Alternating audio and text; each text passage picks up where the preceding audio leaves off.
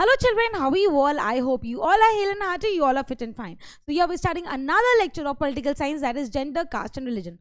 It's a very lengthy chapter, but let us understand it in a very simplistic form. Without wasting any time, let's get started and let us see the table of contents. So the table of contents says, what are we going to understand? We are going to understand gender, we're going to understand caste, we're going to understand religion. But do not forget that we are going to study political science. So how gender and politics is related, we are going to understand this. How caste and politics is related, we are going to understand this. And how religion and politics are interrelated, we will understand. What is the role of politics in this? What is the role of political science? Why are we studying gender, caste and religion in the context of politics? We are going to understand that. Without wasting any time, let's get started with the first thing, that is gender division. As you all know, like there is always a division between gender, like males and females. Everything, when we talk about the social standards, the so-called society divides the role of women and men, and this role description says that everything that is related to household, chores, has to be done by women, and everything which is done outside the house where you are earning money is or has to be done by men. So this gender division is not new to our country or not new to our society. It's from the past, it's from the historical context which is brought to us in the 2002 as well. So it is a form of hierarchical social division. Okay, so what do you mean by hierarchical social division? Which means it is based on hierarchy everywhere, but it is rarely recognized in the study of politics. So we understand gender studies, we understand the division of gender, but in the political arena, it is just a small issue. And if we take into the societal issue, it is a very big issue, because everything is generalized. Pink color, purple color, always girls have to like the pink and purple color. Blue color, playing with cars, all these stereotypical things are denoted with and are described with men and women, with girls and boys. And this division is definitely continuing. It's not, it is stopping somewhere or the generation is changing. It is brought to us by the hierarchy, like through the generation, it is multiplying. So this is there, this problem is lying here, that the division between gender, or if we'd like to say the gender division, has its repercussion and is always seen in a negative sense. Okay, the gender division tends to be understood as natural and unchangeable. So always there is a division, of course, when we talk about, okay, when we talk about natural, okay, so one is biological. Biological division, by biological division means that we are born in such a way that, of course, our private parts, or we say that genitals, are different between the male and female, But this is somewhat what we understand by the biological division. But here, society tends to divide between male and female. This is called a societal division, or we say the society has divided into the roles, and hence we call this as gender division, whereby society divides the roles. Society divides roles. Society generalizing things. Society makes stereotypes, okay, on the division of male and female.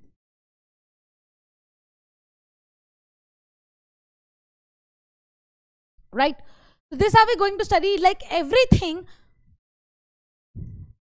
Okay, however, it is not based on biology but on social expectations and stereotypes. This is expected behavior of, if you are female, you have to be inside your home, but if you're male, you can roam around outside. So this is created by society. It's not biologically created. Biologically is the differentiation between the bodily types of men and women, but this is societal created. This is created by society, whereby we say that women are not allowed to go outside, or they are not allowed to roam around at night, but men are allowed.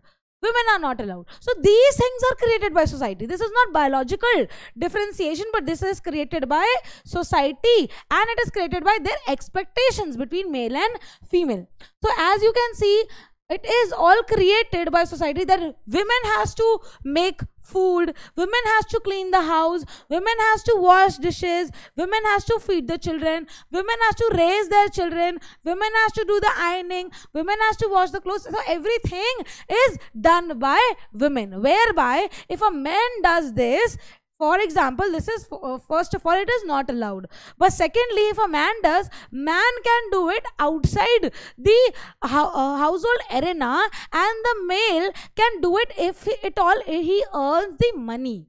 Then it is allowed. So what are we concluding by this statement? If we are saying that gender is divided, there is a division between gender. We are saying if at all all these things are done by women, it has to be free of cost. But if a man is doing, he can do it by earning money, which means that, of course, boys and girls are brought up to believe, that the main responsibility of women is the housework and bringing up children. So a lot of you might have heard now, definitely things have changed, might have changed at all maybe arenas, but this is definitely a historical thing. This is definitely a thing which is passed on to generations, and it is said that only women has to do the household work, only women has to take care of the children, only women has to stay at home and do all these things, have to do daily chores. But this is reflected in a sexual division of labor in most families. This is also called sexual division of labor, whereby you have different sexes like men and women. They have different roles, they have different responsibilities, but this is not true. Right? Women do all work inside the home, such as cooking, cleaning, washing clothes, tailoring, looking after children, and men do all the work outside the home, whereby he is said that he is the breadwinner, and women just has to work in the inside of the four boundaries of the house. Okay? It is not that men cannot do housework. They simply think that it is for women to attend these things. It is inside the brain, it is inside the thinking mindset, like only women has to take care of the household, men cannot take. It is on their integrity, like men can, if the small child cries, are you a girl, you are crying, what is this called? This is a stereotypical behavior. Why cannot men cry? Why cannot boys cry? If you are feeling sad, you are a human being, this is a human tendency. If you are feeling sad, if you are hurt by someone, you will definitely feel like crying, you will definitely feel like sobbing. So if you are sobbing, it's like all created by society. Like, why are you crying? Are you a girl? This thing, all these things are put up in the mind, or we would like to say it is believed like that way. It is like small children are brought up that way, that they have to think in the particular part, like okay, this thing is for women, okay, this thing is for men. But that is not at all true. It is obviously a biological division, but is never a sexual division of labor. It is never a gender division, but it is created by the society. All these things, like if we say cook, we have seen chefs as male. So if the chef is doing work in the restaurant, he can do that, but he cannot cook inside the house. This is what the mindset of the generation was. Okay, then most tailors or cooks in hotels are men. We have seen when we go outside, when we see chefs and when we see tailors, they're all men. So what is this generalization called? So men can do the same thing, but he should earn from outside. The woman is doing the same thing at house, but the things are not valued. But they are not valued, they are not earning because they're doing at home. The same thing, cooking. Okay, the same thing when women is doing, when our mothers and our sisters are doing and we are doing, they are not valued, because that is our work and we are not paid for that. On the other hand, if a man is doing the same thing, if men are doing the same thing, they have to earn from outside. What is this called? This is gender division. This is passed on to us by generation. Similarly, it is not that women do not work outside their home. In villages, women fetch water, collect fuel and work in the fields. But these things are not valued. In urban areas, poor women work as domestic helps. You have domestic help, most of them are female, right? In middle class homes, while middle class women work in the offices. In fact, the majority of women do some sort of paid work in the addition to the domestic labor. So if at all we say that women, now see it's 2022 and we are reaching to 2023, what do we analyze by this? We are analyzing this thing that women can do the same work. Okay, women are doing the same work and they are working in the houses as well as they are working outside. But if at all a woman is managing both the things, like we say that these are household chores. So if a woman is able to manage the household chores as well as the outside work, that is the paid work, she is a very good woman. She is an ideal woman. How come? How come? The same work can be done by men as well, but they do not do. Why? Because when we are small, when we are in the early years, it is, it is pressurized, it is feed. Actually, things are feeded into our minds that this particular thing is for males, this particular thing is for females. So when we grow up, we tend to have that thinking, okay, only this is for women, okay, only this is for male. But that's not true. So we as a good generation, or we as a new generation, it's our duty to feed up in your minds that we all are equal. No one is subordinate, no one is up and no one is down. We all are humans at the end of the day. Yes, there is a difference between the male and female. Why? Because of the biological body structure. Right? That's it. Because of the biology. Not because of society, which society has created roles for us. Right? It's not at all about that.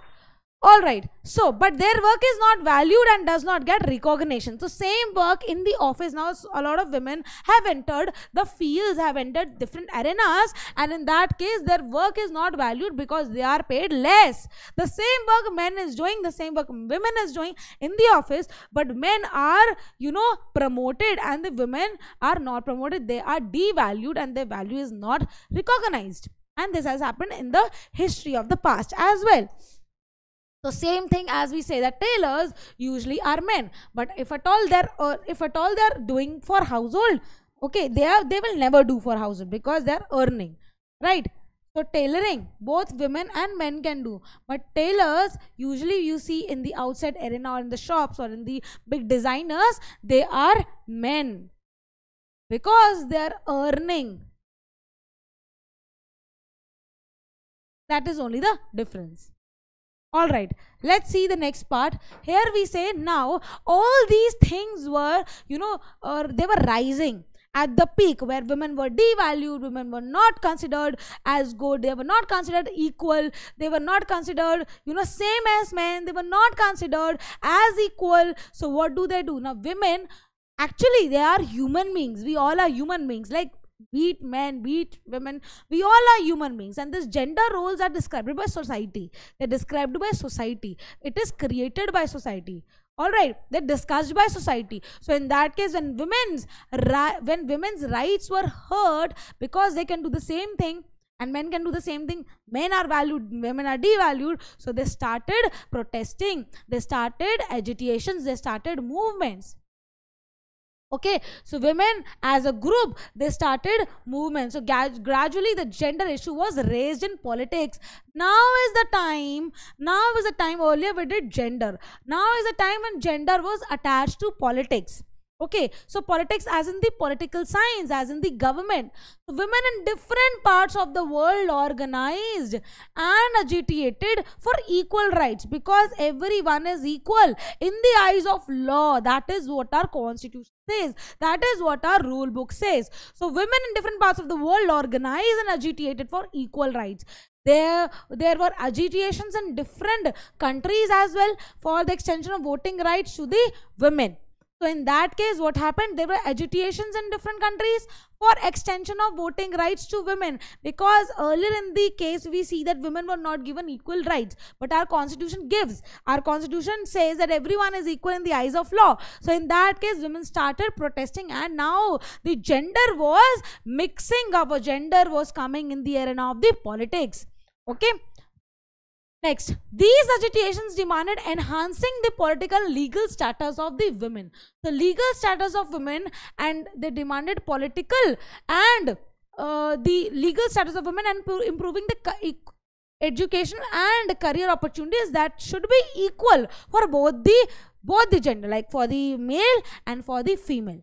Right? So these agitations are, of course, definitely when people rose, they make groups, they make movements, when especially women make movements. Okay, so they were agitated at par, and at peak when they were agitated, they started forming movements, they started forming groups, and they wanted legal status of women to very much they wanted it to be enhanced, they wanted it to be good, they wanted it to be equal. So more radical women's movement aimed at equality in the personal and family life as well. It's not only about the personal, it was also about the family life, whereby at personal level also you are devalued at your family just because you are a woman.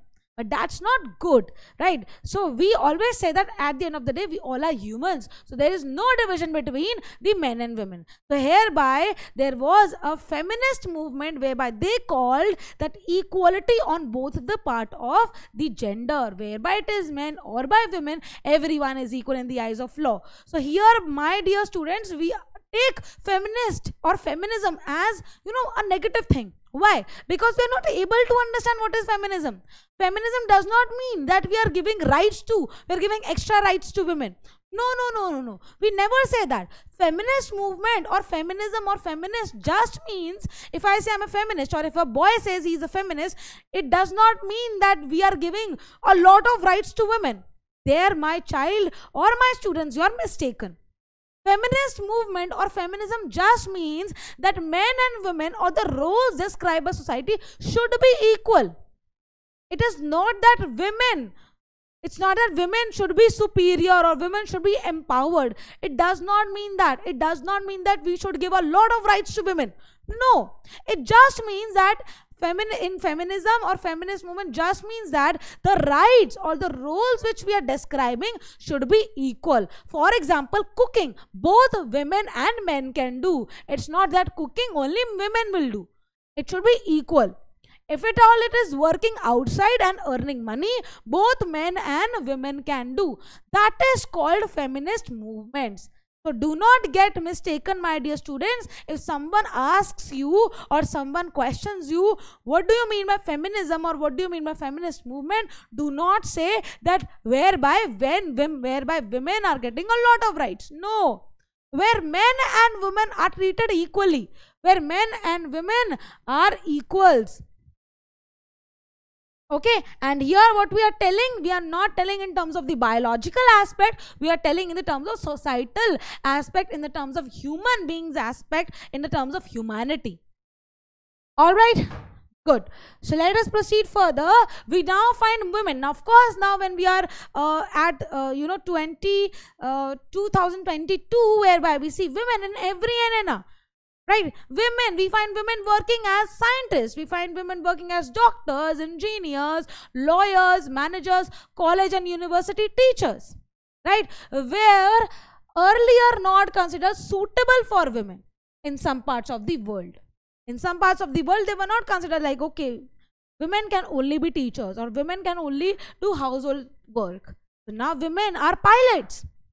Right? So we see a lot of things, we see a lot of occupations, we see a lot of career and education opportunities for women, whereby women and men are standing equally on the same page.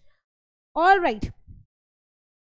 Next, patriarchal society. Now this is again, patriarchal society is again a concept which we need to understand in society, again created by society. Patriarchal society just means dominated by men. A society which is dominated by men, a society which is dominated by the values that men are superior and women are subordinate. Okay, so in the patriarchal society, I'll give you some example, like in the villages, it is believed, I do not know like this practice is taken right now as well or not, that if the men should eat first on a table or a dinner table or a lunch table, men should eat first, and on the same plate where the leftover of the men are left on the same plate, when the leftovers of the men of the food, leftovers of the food for the men are left, women will eat in the same plate, which means that this is a patriarchal society. It is said that women and men are not equal. Right? It is said that women and men are not equal, and men are given certain rights and women are considered subordinate. So this is what is called patriarchal society, whereby patriarchal society still somewhere exists in India. And it is said that properties also, now this was an example I give you, another, like the property issues, property as in the property of the house, it will be transferred only to the men. Again, patriarchal society. But now all these things are gone, or because of the laws, because of the constitution, because of the rule book of our country. Right? So here the gender and political issues get intermixed. Here the gender and politics get mixed, and we get a good analysis. So from negative aspect to positive we are moving. Why? Because our political standard is strong in India, and India we have a very good constitution whereby all every human being is treated equal in the eyes of law. Right? The patriarchal society always dominated women and always said that women are subordinate and men are like, they have good rights and they will have all the rights women will not have. This is how the society was created. Okay, now there are 4 more things which we talk about India, and why we say the patriarchal society. Here we will understand about 4 points. Okay, let us see. Okay, are correctly taken from your book. Okay.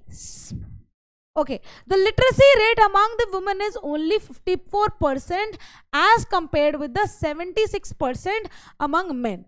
Now it is said that from the historical past which we are seeing, that only men have this advantage of receiving education or literacy, whereby women were only doing household chores and they were said that they will one or the other day will get married. So it's not a point of teaching them. So this was the mindset of the historical past, whereby it was said that men, we will teach our boys because they have to earn outside. We will not teach our girl child because they have to marry another house and they have to do the household chores. For that they do not have to be educated. So this mindset was we can say this mindset was not good at all.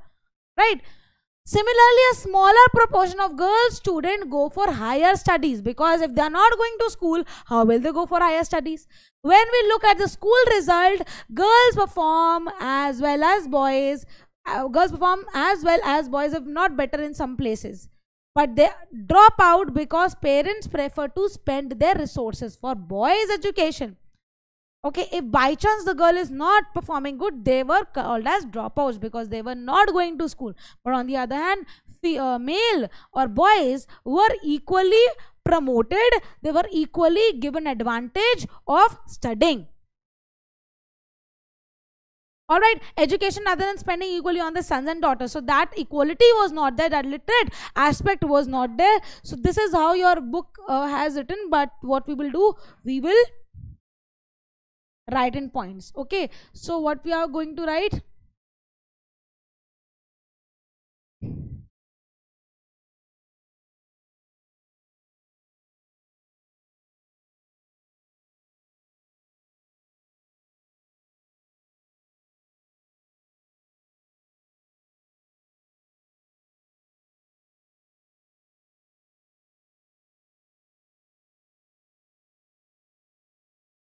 First point with just we have done.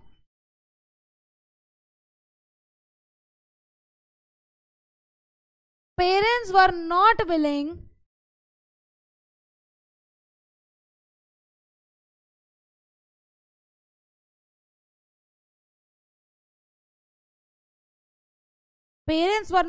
to spend on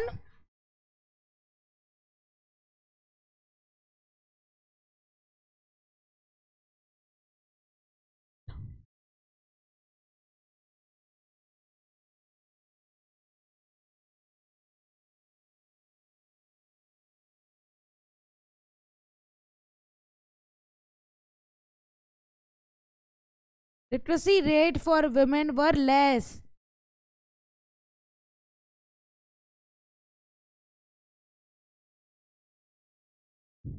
Okay, so parents are not willing to spend on their girl child's education. Hence, we say the literacy rate for the women were less. Let us go to the second point, and second point says, no wonder the proportion of the women among highly paid and valued job is still very small. On an average, an Indian woman works 1 hour more than average men. Yet much of our work is not paid and therefore not valued. So what do we say here? We will say the second point states that, okay, the second point states that at workplace, women are not paid equally as men.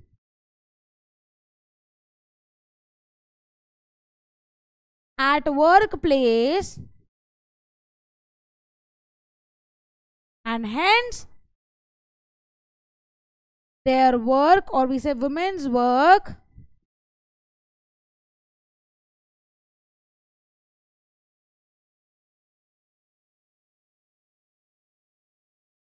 is not valued.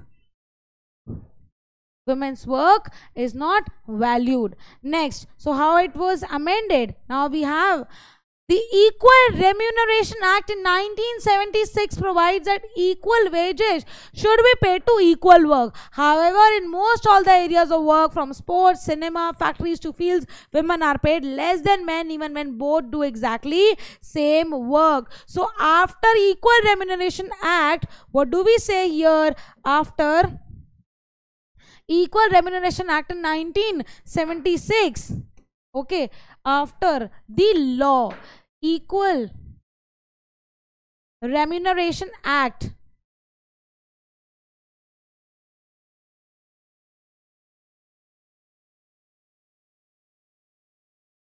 (1976), women are paid less than men.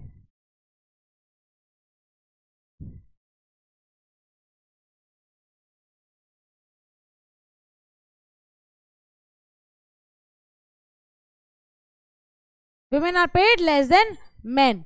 All right. Now what do we say? In many parts of India, parents prefer to have sons and find ways to have the girl child aborted before she is born. So such selective abortion led to decline in child sex ratio, number of girl children per 1,000 boys in the country to merely 914, whereby it is said that no one would like to prefer girl child to be born in their houses. So in that case, definitely the facts, if we see the graphs and if we see the numbers, so the number of women were the number of girls were very less and the boys were many more. So in that case, and it's very sad, this thing is very sad when we talk that women that the girl child was not preferred as a baby. So what is the last point? This is the second point. Third, and definitely see a women, of course it's such an irony where a woman obviously has a capacity to have a baby in gender wise we say boys and girls. So women was forced to abort their girl child. So sex determination before the baby is born is also banned. Now it is banned in India. Okay, so parents prefer boy child, baby boy, we will like to say boy baby boy, than baby girl, and hence what happened? They aborted girl child, and the ratio between the girl and boy became very much, it deepened, and the girls in number were very less than the boys. All right, and apart from all these, there is domestic violence at house. Even when after all the 4 points, the women are not safe even at their own house. So apart from these things, they are not safe. Okay, even within their own home, because beating, harassment, other forms of domestic violence was present in their houses. Now definitely this might have decreased, but we are in 2022 and we hear different cases, and there's so many women who never raise their voice because of society. What will people say? What will society say? What will neighbors say? What will these people say? XYZ people say? All the pride and everything is on the girl's shoulder, that you are representing an entire family. So your, you know what we say, your responsibility, you have the pride and everything of your father, that burden of your father and your brother and your mother is on your shoulder. So if anyone is harassing you or beating you, you have to keep quiet. You have to be quiet and you do not have to raise your voice. That is what our societies, people are doing. That is the scene where they are creating a division between men and female, and definitely they are not safe inside their houses as well. Okay. So now what happened? Now the women were entering the field of politics. Women were entering the field of politics, and now they felt that we are equal than men. It's not that we are different. It's like that we are equal. We have the feminism inside us, and we consider ourselves equal to that of boys or that of male. So women representation in the politics increased. Like, if we like to say, one way of this problem is to make it legally binding to have a fair proportion of women in the elected bodies. So if we see that in Panchayati Raj, okay, we have in Panchayati Raj has done in India. What does that mean? So 1/3 of the seats in the local government bodies, in panchayats and in the municipalities are now reserved for women. Now there are more than 10 lakh elected women representatives in the rural and the urban bodies. So here we would like to write that women started entering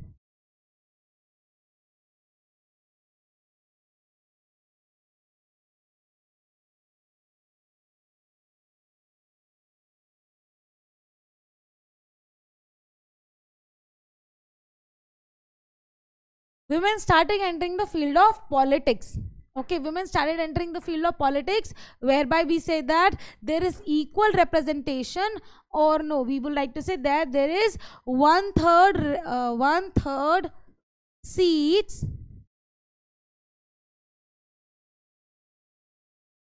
reserved for women. And here, why are we doing? We are reserving the seats, whereby we say that women are equal and they should be considered equal. Reservation only means that we are empowering the women. We are empowering the women. So, and 1/3 of the seats are reserved for the women, whereby we say in the Panchayati Raj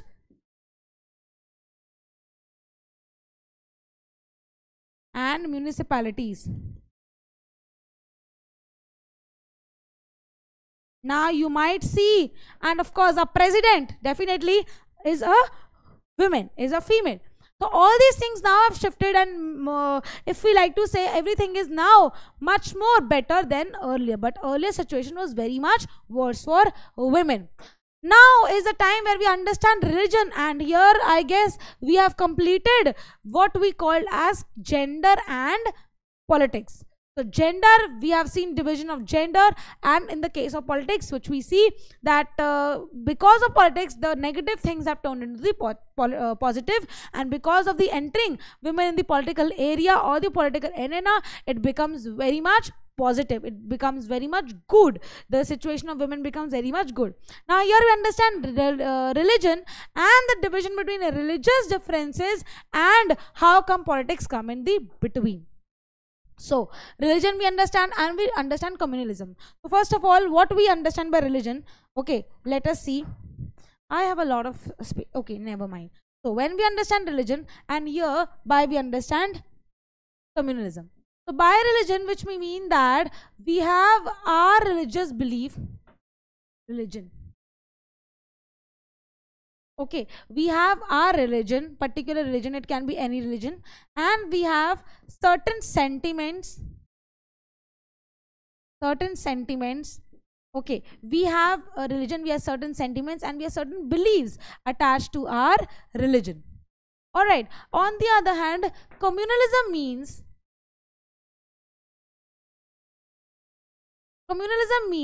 where with the religion communities are assigned.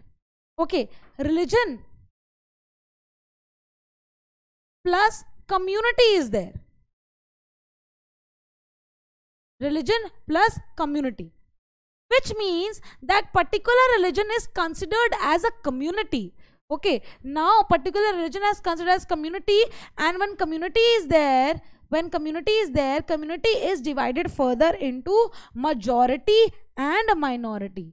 Okay, this community is considered as majority and minority. And now, in the case of majority, any religion which has become a community becomes a majority is of larger number. What is majority? People belonging to of some community and they are in larger in number. Minority means less in number. So when a community is in a majority in number, when any religion which has become a community and is larger in number, that definitely will be a bigger community. And the repercussion of this thing will be that there can be wars, that there can be violence, like in the case of partition you see in India, and in the case of you see the partition of India and Pakistan. So the religion was considered as a community, and it was not only till the religion, it has become a community. And in the community, what happened? It had become very much, the community was different. Okay, because they were different from each other, because they have different belief, because of the difference, the violence happened, and India was considered as a Hindu majority community, and on the other hand, Pakistan was considered as a Muslim majority community. Okay, so in that case, they were separated on the basis of the community, because religion was entered into the field of community. This is the difference between religion and community. All right, I hope this was pretty much clear to you. So, the division on religious differences, the division based on religious differences, the division is not as universal as gender, but religious. See, gender difference is universal because entire universe has this, because it is biological difference also on the other hand, but this is not universal. Okay, as gender, but religious diversity is fairly widespread in the world today. We see that because of religion, because of other religion, that of course it is diverse. Many countries, including India, have their population followers of different religion, right? So as we say unity in diversity, we say there are a lot of religion in India, and India definitely is a secular state. What do you mean by secular state? Abhi, we will do later also. But what do we mean by secular state? Secular state means that you can practice any religion which you want.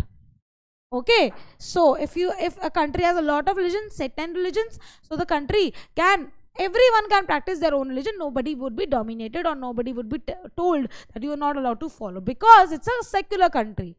That is why we say India is a land of diversity. Okay, now, so Gandhiji used to say that religion can never be separated in politics. When religion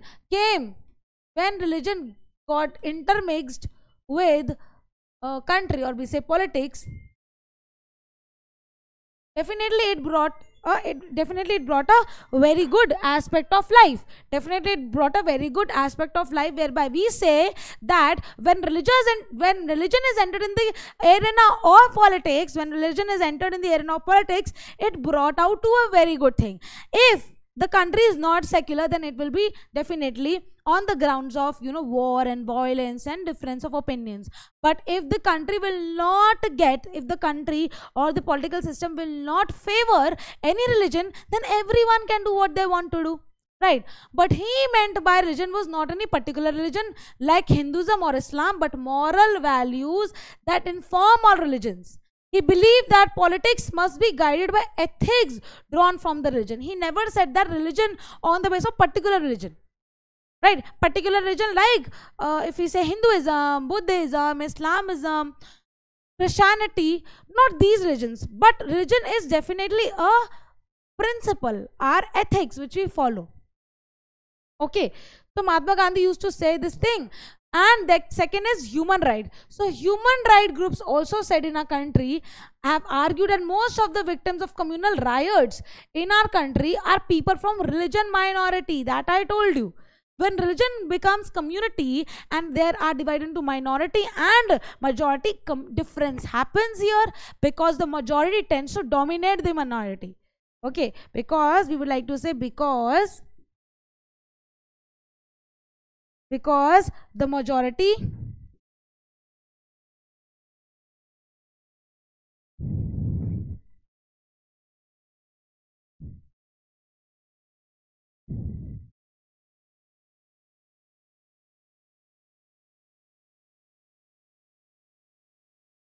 okay, they have demanded the government take special steps to protect religious minorities, and those children who are in those people who are in the minority, the government should take equal opportunity also, and give equal opportunity, and should take steps to cater all those communities. Next, women's movement has argued that family laws of all religions discriminate against women. So definitely there are family laws. Definitely religion also have some of the other laws, right? Every religion is different from the other. So religion, when of course we talk about women, so some of the religion also, we will not talk about any particular religion, but some religion, okay, some religion we say beliefs and rituals might have, hurt the sentiments of women. So here there was a need for coming of politics inside that, whereby because of religion women were dominated, because of religion women were not allowed to do certain things. Okay, so they have demanded that government should change these laws to make them more equitable, to make it more of equal between the men and women, as well as not between the men and women, between everyone. So that is the case where the country enters in this arena, and country's political system enters this arena and says that this is what we call as secular state, whereby everyone can practice their own religion, and the state, which means the country, should not be dominated towards the majority, minority, or whatever religion you have. You have the right to practice your own religion. Okay, and now we understand communalism. Communalism, we would like to say here, communal harmony is also now a case. Communal harmony, whereby we have understand religion, now we are understanding communalism, whereby we say that communities are made in majority and minority, difference happens, and this difference definitely goes towards the violence. So communal politics is based on the idea that religion is the principal basis of the social community, Okay, what do we say? We say that communal politics is based on the idea that religion is the principal basis of social community, whereby we say that communalism creates disharmony because of religion, because on the grounds of religion, and because of majority and minority. Now, politics should enter the arena of communalism, whereby the difference, and that difference creates, the difference created by violence, the difference created by war, should be balanced out. So communal politics is based on the idea that religion is the principal basis of social community. Communalism involves thinking along the following lines. Now, my dear students, whereby I explained to you what is religion and community, they said when we are making a community, we are keeping religion as the basis. That is the basis where rights and violence and difference happens. Okay, all right. Okay, the followers, now what? Now why? Now question comes in our mind. Why? Because of different communities. Why? Because of different communities, war happens. Why? Because of different community, violence happens. Let us see. The following of a particular religion must belong to one community. Their fundamental interests are same. Any difference that may have is irrelevant or trivial for the community life. So whereby one majority community has a particular religion will be harmful for that religion that is on the grounds of minority. they will be more dominant and they have a particular religion as well. Okay. Then communalism can take various forms in politics. Now, how communalism can take various forms? Let us see. The most common expression of communalism in everyday beliefs, the routinely, because the most common expression is communism is everyday belief. Every day what we are believing can lead to communalism. These routinely involve religious prejudice, stereotypes of religious communities, and belief in the superiority of one religion over the religions. This is common that we often fail to notice even we believe in it. So what happens when we say that this particular religion, okay, X religion is bigger and Y religion is small. So this routinely habits, like this does not happen in our religion, this happens in your religion. This particular practice does not happen in our religion. So kind of what we are doing, we are differentiating between two religions. What we are doing, we are differentiating between two religions. What we are doing, we are comparing two religions, and every day we are comparing, right? And in that case, definitely these differences are known as community. We are dividing ourselves into community. We are not considering ourselves are equal. We are dividing ourselves into communities. Okay. Let us come to the next point. What we are going to say here, we are going to say a communal mind often leads to quest for political dominance. A communal mind, if you have a communal mind, you want to divide yourself, you all want to divide yourself into community for political dominance over one own religious community, which means what happens now, that communal mind, you have that thing, no, we are different, okay, that leads for the question for political dominance over one religion. When you are obviously differentiating yourself or your community from the other community on the basis of religion, you definitely what you are going to do there, you are dividing, you are saying that my religion or my community is bigger, I am in majority. So that particular question, that particular mindset is giving you your part to communalism and definitely for violence. So for those belonging to majority community, this takes the form of majoritarian domination, because again majority and minority are a very big issue where religion is involved. For those belonging to minority community, it can take the form of desire to form a separate political unit. Now they would like to say that we want to separate in the case of Sri Lanka. In the case of majoritarianism in Sri Lanka, which we have done in the chapter 1, remember. Okay, political mobilization on religious lines is another frequent form of communalism. Okay, what is communalism? Again, I would like to read. Political mobilization. We are mobilizing on religious lines on other frequent form of communalism. Politically, we are moving. Politically, we are keeping our agenda. This involved using sacred symbols, religious leaders, emotional appeal. Like this does not happen in our religion. Let us do this. Okay. Plain fear in order to bring the followers of one religion together. So like it's completely fine that we are of different religion, but we can be together. But this community creates a sense of belongingness to one particular religion only. That we are community, same religion, big community. They are not of different. That is wrong. That is completely wrong. Okay.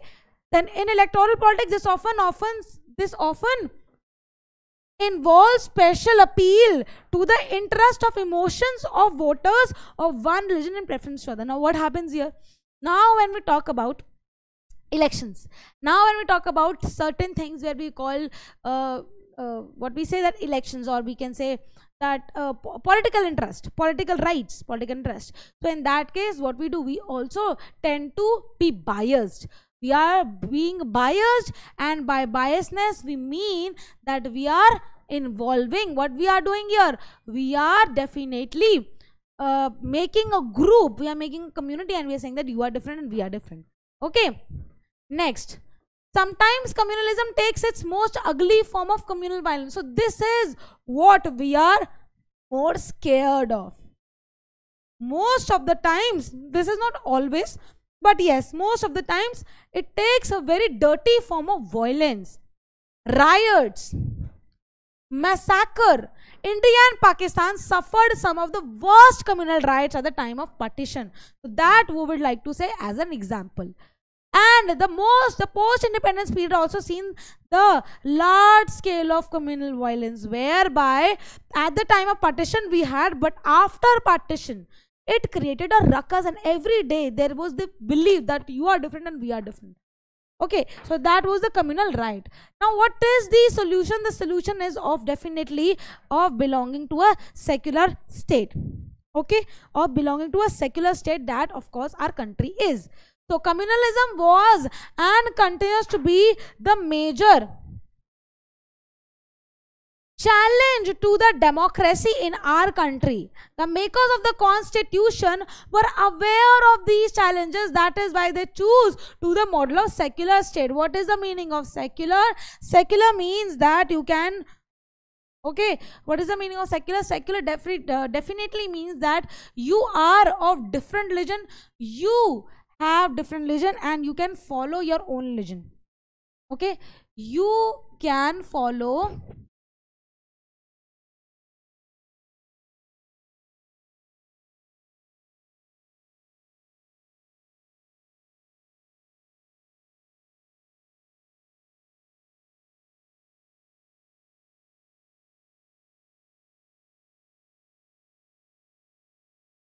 nobody will interfere. Okay, next, caste and politics. Caste system was based on now we are entering the term of caste. Okay, secular state was the answer, or secular state was the conclusion. Now what we are going to understand? We are going to understand caste. So as you know that in India we have a lot of caste, and untouchability was again a sign, and everything was very bad in the historical days, and still we have a lot of caste system. And definitely if we are different on the grounds of religion, we are different, we have a different difference based on the caste system as well. And how caste and politics are attached, let us see. So caste system was based on exclusion of discrimination against the outcast groups. They were subjected to be inhuman practices of untouchability, whereby we say you are not of a good caste, like you are not matchable to us. Okay, you are not of good caste, and hence you are different, and hence you are untouchable, and hence you are not human. So again, what we are repeating from the term of religion, and then we are talking in terms of the gender, then we are talking in terms of the caste. At the end of the day, we all are humans. So this difference creation, it is all created by society. And what one thing can resolve this is the politics, is the government, is the political system of a particular country. This is the we would like to say conclusion, or this thing would we like to say is the analysis of the entire chapter. Okay, one is the human beings, we all are human beings, humankind. Second, the government, the political system, like everyone is equal in the eyes of law. So this system was also based on the inhuman practices, whereby we say, especially in India, that untouchability is banned. So they say that there are four division. We have Brahmins at the top, Kshatriyas, and we have Shudras, and then we have untouchables, and then we have Vaishyas in the middle. Or I would like to say again, we have Brahmins at the top, then we have Kshatriyas, then we have Vaishyas, and then we have Shudras, and under them we have untouchables that are excluded from the caste, from the fourfold Varnas. Okay, so of course the Brahmins at the top, they will be very high class, educated. Then we have Kshatriyas, they will be, you know, kings, and they will be fighting. And then we have Vaishyas. Vaishyas will protect us from the okay, they will protect us from various things. And then we have Shudras. Shudras will be they will be serving others, and the untouchables, whereby we are not talking about them. Okay, now with economic development, like a lot of things, now we say we are in 2022, a lot of things have developed. So because of urbanization, because of occupational mobility, and because of caste hierarchies, everything has changed. So with economic development, large scale urbanization, growth of literacy and education, occupational mobility, and weakening of the position of landlords in the villages, the old notion of caste hierarchies are breaking down. Okay, we are not saying that still they are there, We are not saying that still they are, we are in that zone, we are in that circle of caste. They are going down, they are breaking down. Why? Because we want to build ourselves, we want to be more developed, because we have growth in literacy, because we are more educated, because now it's not like if I am Brahman, I can only be, working in the temples. I can do a lot of things. If I am a Kshatriya, it's not that I'm fighting wars. I can do a lot of things. Now the occupation was being mobile, it was being changed. The weakening of the landlords. Earlier, only those who have land were very powerful. Now, it's not that. It's that if you do not have land, you can still make your land by working in the other fields. Like we did in economics yesterday, in the last lecture, in the yesterday's lecture, that because primary was shifting to the tertiary sectors, now they were doing services more. So old notions were definitely, they were broken down, old notions were definitely going down and they were vanishing. But still, the minor point is still left in the society. Okay, everything is left in the society. So because of our constitution, because of the rule book, because we have a very beautiful defined rule book which we called as our constitution, because with the help of this constitution we are able to, because with the help of rule book, because with the help of constitution we are able to, analyze, because we are able to analyze this situation.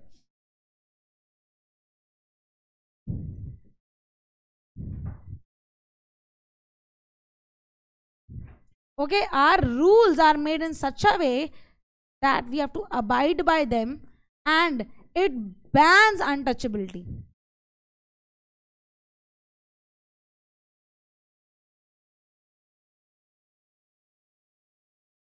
It bans untouchability and it says, everyone is equal.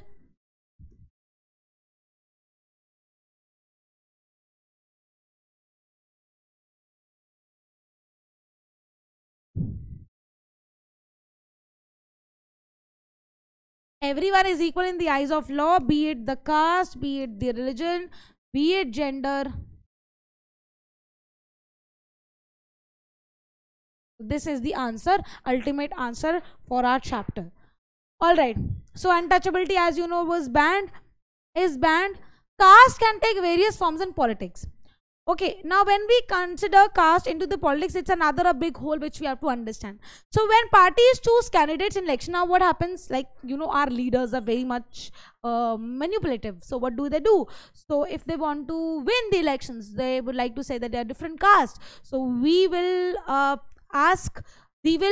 promise that we will be giving equal opportunities to caste. So that is the reason they say that a vote bank, because they can select their leaders, they can select their voters, and because of this, because of course if I am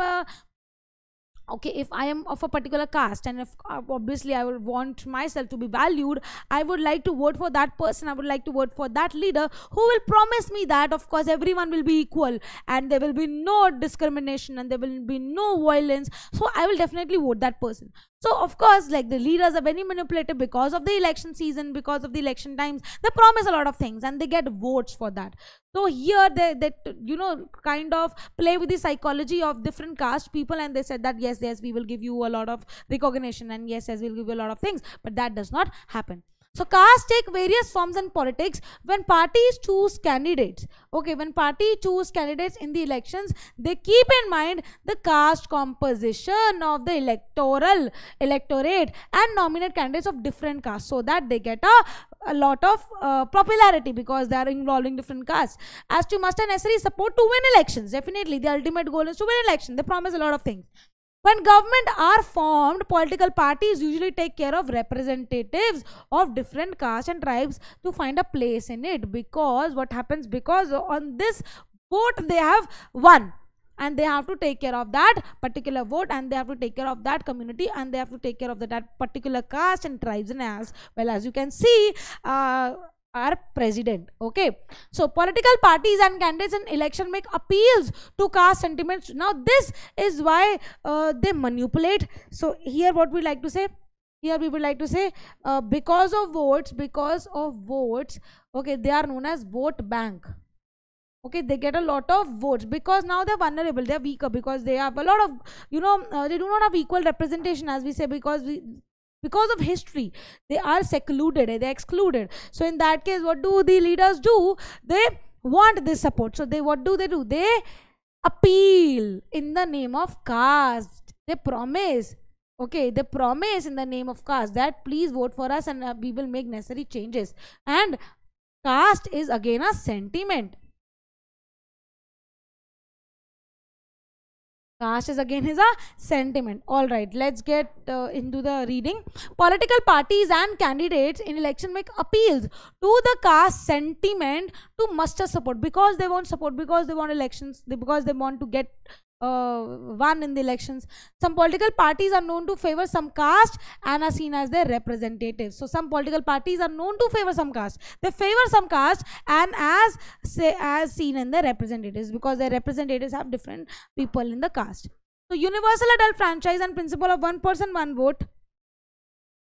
Okay. Compelled political leaders to gear up to the task of mobilizing and securing the political support.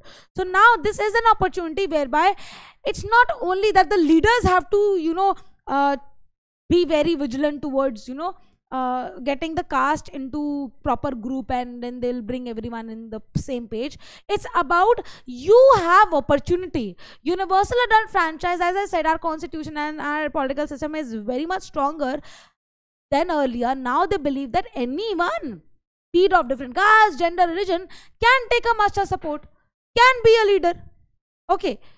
So it also brought new consciousness among the people of caste that were hitherto treated as inferior and low.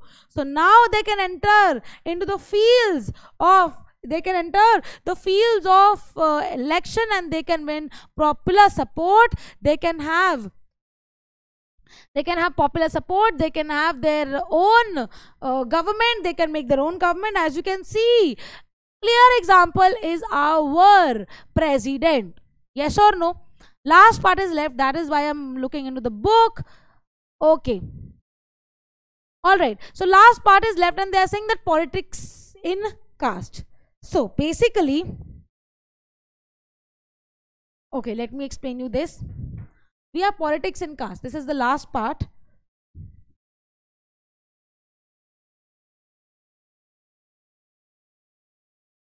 So here I will not like this line. I will like to read this line from your book on page number of your NCERT.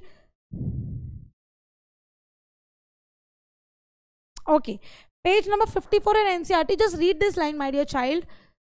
My dear children.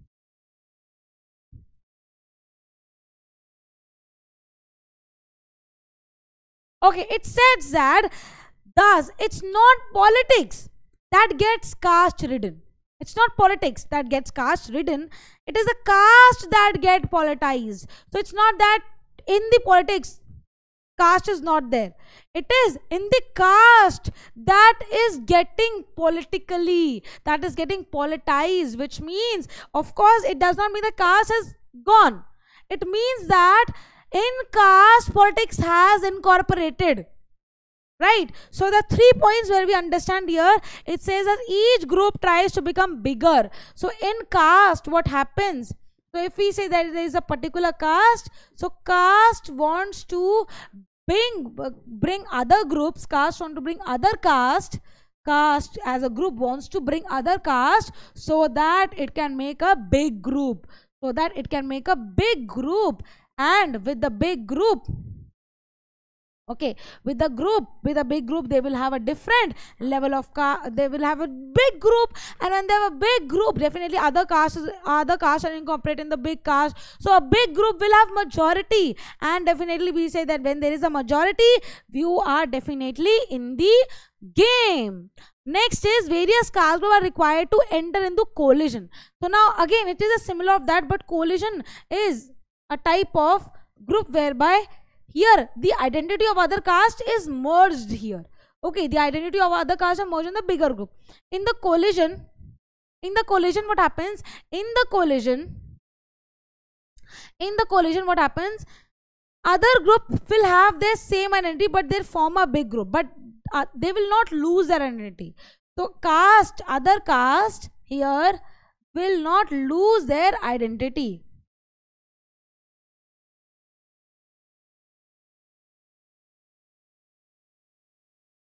I hope this is clear. Then we have third point, new kinds of caste group have come into the political arena, and now it's not about the backward, it's about the forward. So new caste has also entered.